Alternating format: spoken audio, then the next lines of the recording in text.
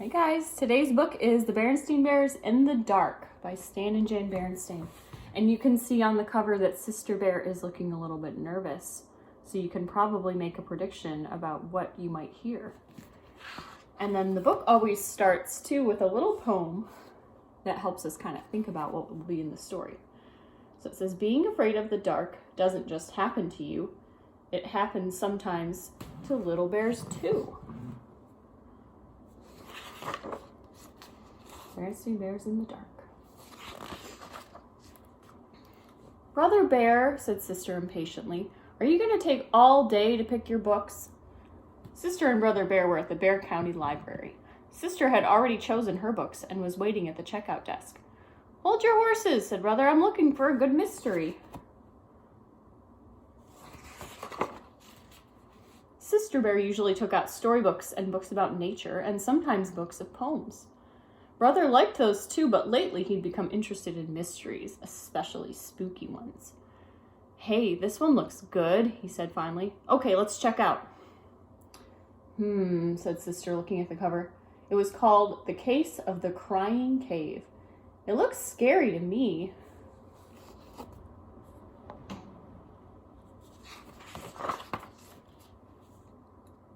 Say, this is really good, said Brother later that evening when the Bear family had settled down for some reading. Would you like me to read some of it to you? He asked Sister. Sister was looking at a storybook about 3 kittens who were arguing about which was the prettiest, and it was a little boring. Or are you scared? Teased Brother. Of course not, said Sister. She left her book on the floor and climbed onto the bench to sit beside him. The mystery began quietly. It told about some Bear Scouts who were on an overnight campout.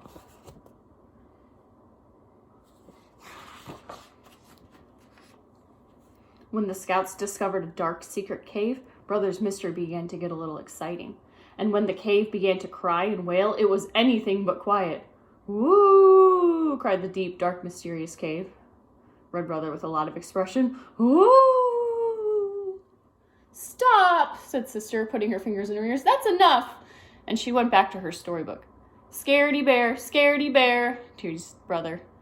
Well, that's quite enough of that, added Papa Bear, looking up from his paper. At the cubs' bedtime, Papa and Mama said goodnight, turned off the light, and left the cubs in the usual sleepy darkness. Outside the treehouse, the bright, busy sounds of day had given way to the soft, soothing sounds of night. The quiet conversation of frogs and toads, the soft cry of the owl, the sigh of the night wind, and if you listened very hard, you could almost hear the softest sound of all, the sound of lightning bugs switching their lights on and off, on and off.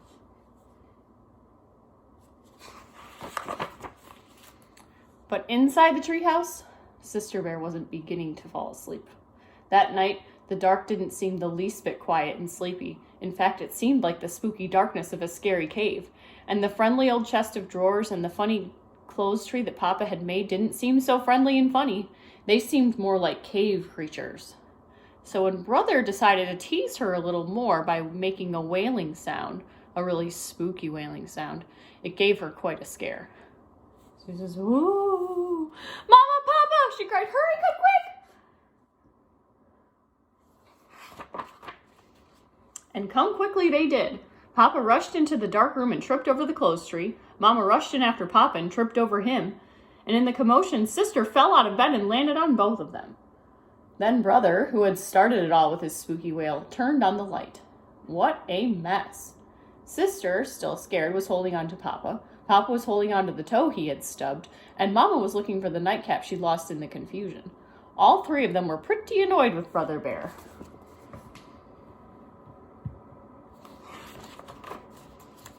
It turned out to be a very long night in the Bear's treehouse.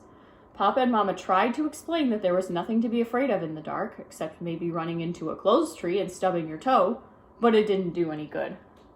Sister absolutely refused to go to sleep with the light off, and Brother positively insisted that he couldn't fall asleep with the light on.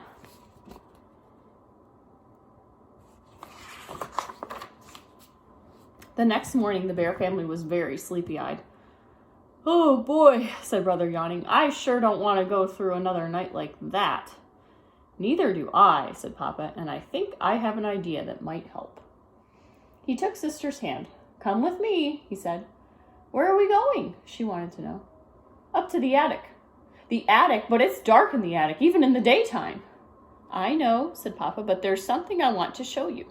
Anyway, there's nothing so special about the dark. It's just part of nature, like the light. It's your imagination that makes the dark seem spooky sometimes." "What's imagination?" asked Sister. "Imagination is what makes us think that chests of drawers and clothes trees are cave creatures." "I wish I didn't have one," said Sister. "Oh, don't say that," said Papa. "A lively imagination is one of the best things a cub can have. It's imagination that lets us paint pictures, make up poems, invent inventions. The trick is to take charge of our imagination and not let it take charge of you." When they got to the attic, Papa began to rummage through boxes, looking for something.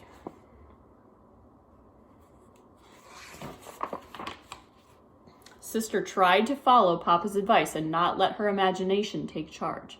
And it worked. A spooky shape turned out to be the shadow of some old tools.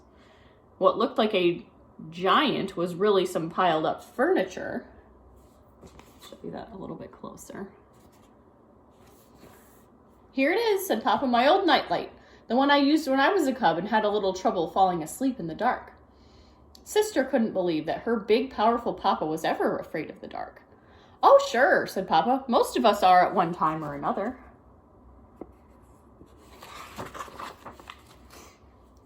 "How about reading the rest of the Case of the Crying Cave?" Sister asked Brother later that day. "Are you sure you want me to?" "Sure, I want to see how it turns out," she insisted. When it turned out that there was nothing very spooky about the terrible wailing noise, it was caused by wind blowing across an opening in the roof of the cave, like the noise you make when you blow across the top of a bottle, Sister was a little disappointed.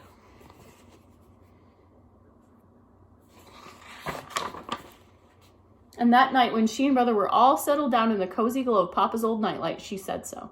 "I was pretty disappointed by the way the Case of the Crying Cave ended."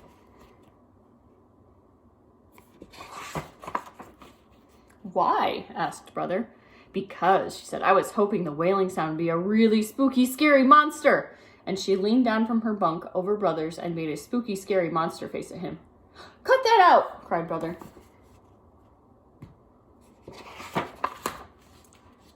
Then Sister went right to sleep, but Brother lay awake for quite some time, listening to the owl hoots and thinking that maybe he'd had enough mysteries for a while. The end.